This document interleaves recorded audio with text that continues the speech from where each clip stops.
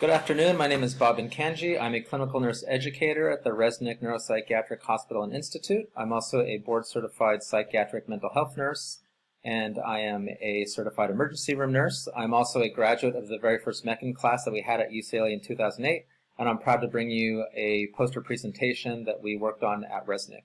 The title is Feasibility of Implementing an Electronic Patient Rounding System, EPRS, in an Acute Inpatient Psychiatric Facility. To give you some background, every 15 minutes in a psychiatric hospital, we are rounding on our patients to see where they are. We do a safety check on them, and we also do a check on the environment to make sure there's no hazards that could be used to harm themselves or that might cause someone harm. Now, traditionally, this is done on paper with a clipboard, and our clinicians take turns passing on that clipboard to each other.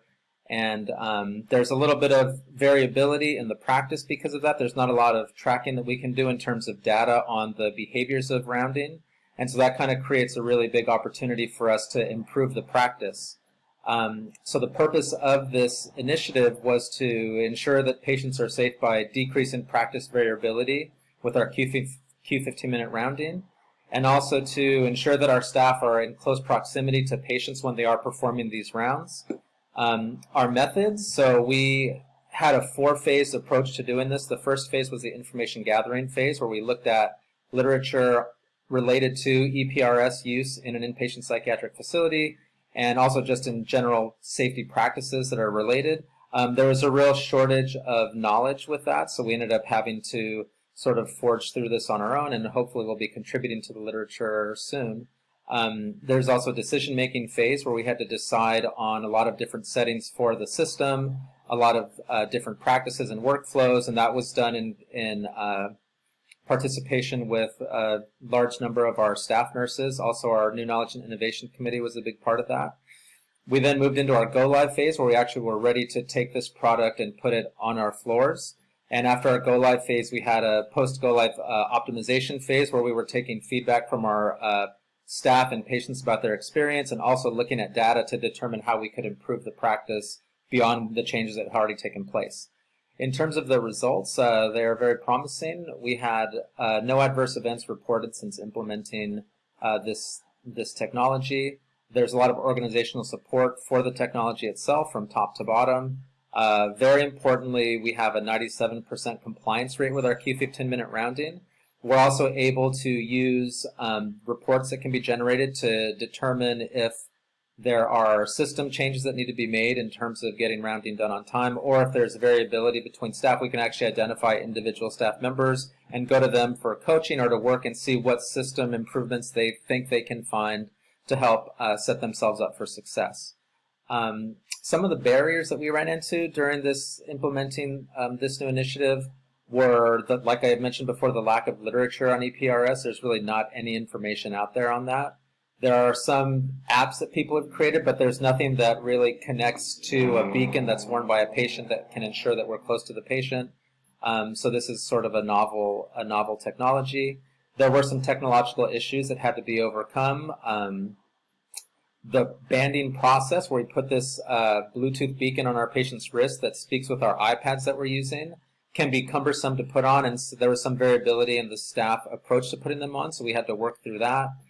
And our staff and patients sometimes had a negative perception of the EPRS. Either the staff felt it was kind of cumbersome and too difficult to use, or patients felt like, depending on their psychiatric condition, some of them felt they were being tracked or the beacon was reading their mind. So we really had to work individually with some of those patients on those issues. In terms of what worked, we used a train-the-trainer model. So we trained all the people that were going to train our staff nurses on how to use it first. So all these champions, and they were all nurses, went out to the floors and were responsible for teaching a certain segment of our nursing population. There's also a lot of staff ownership over this practice, so staff are able to tell us if something's not working for them, and we can look at the workflows and try to implement something to make us as successful as possible. We also were lucky to have a nurse leader with a lot of IT experience that could act as a project manager, so they were able to look at the system approach from the Resnick side, the IT side, and the vendor side, and bring everyone together and sort of push this project through.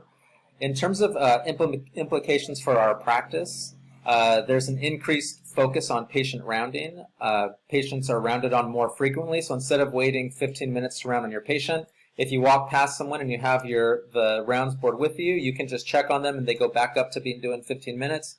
And this creates a lot of invariability, so patients don't know that once they've been seen, 15 minutes later they'll be seen again. They might be seen 2 minutes after being seen, so there's not a lot of time for them to plan something if they're trying to do something while staff aren't around.